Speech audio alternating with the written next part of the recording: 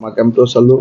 ইয়াৰ range অফিচাৰৰ গৃহটো আমি উন্মোচন কৰিলোঁ আৰু এই অঞ্চলটো যথেষ্ট সম্ভাৱনাপূৰ্ণ অঞ্চল, বিশেষকৈ পৰ্যটনৰ ক্ষেত্ৰত। বন সংৰক্ষণ বা বন্যপ্ৰাণী সংৰক্ষণৰ ক্ষেত্ৰত আমাৰ বন বিভাগে খুব সুন্দৰভাৱে কাম কৰি আছে।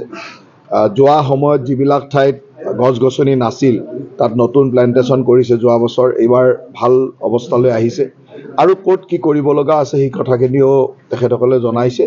এতিয়া মই অকণমান ভিতৰলৈকে যাম, গোটেইখিনি চাই লওঁ আৰু ভৱিষ্যতৰ দিনৰ পৰিকল্পনাৰ কাৰণে নিজে চোৱাটো দৰকাৰ আৰু সেইকাৰণে মই নিজে আহি এই অঞ্চলটো চাই গ'লোঁ। কাৰণ সেই অঞ্চলটোত এটা সময়ত এটা কেম্প আছিলে আৰু সেই কেম্পৰ পিছত যেতিয়া তাত যথেষ্ট পৰিমাণে হাতী অহাৰ দৃশ্য বন্দী হৈছিল আৰু এই কথাবিলাক একেবাৰে সকলোৱে ইয়াত দেখি থকা কথা। আমি বিচাৰোঁ যে বন্যপ্ৰাণীৰ যিখিনি জনবসতি অঞ্চল, বন্যপ্ৰাণীৰ অঞ্চল, সেই অঞ্চলবিলাক উদ্ধাৰ হ'ব লাগে যাতে তেওঁলোক জনাৰণ্যলৈ আহিব লগা নহয়। আৰু আমাৰ লক্ষ্য হ'ব যাতে বন্যপ্ৰাণীক তেওঁলোকৰ সুৰক্ষিত স্থান দি আমাৰ জন অৰণ্য অঞ্চল বা জন অঞ্চললৈকে তেওঁলোক আহিব লগা নহয়, সেইটোৱে আমাৰ মূল লক্ষ্য আৰু সেই দিশেৰে বন বিভাগে কাম কৰি আছে আৰু ভৱিষ্যতেও কাম কৰি যাব। পৰ্যটক অহাৰ বাবে ভৱিষ্যতে কিবা পৰ্যটক অহাৰ কাৰণে প্ৰথম হ'ল যে এই অঞ্চলবিলাকৰ সুৰক্ষাটো আটাইতকৈ ডাঙৰ। বন্য অঞ্চলসমূহ সুৰক্ষাৰ পিছত যেতিয়া পৰ্যটনৰ সম্ভাৱনা থাকিব তাততো পৰ্যটন হ'ব, কিন্তু প্ৰথম হ'ল বনাঞ্চলসমূহ সুৰক্ষিত কৰা। এতিয়াও হাতীখন আকৌ বেদখল হৈ আছে। বেদখল আছে কাৰণেতো আমি আহিছোঁ।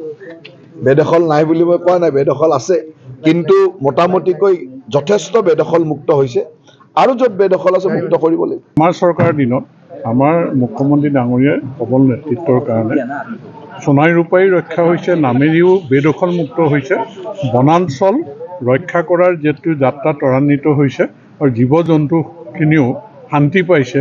ইয়াত এতিয়া হাতী সুৰক্ষিত, বাঘ সুৰক্ষিত, গতিকে পৰ্যটনৰ আকৰ্ষণস্থলী হিচাপে হ'ব আৰু বনাঞ্চল সুন্দৰকৈ গছ প্লেণ্টেশ্যনো কৰিছে। চটাই পাহাৰটো আজি মন্ত্ৰী ডাঙৰীয়াই নিজেই চালে, ইয়াতো চাইছে, প্লেণ্টেশ্যন কৰিছে।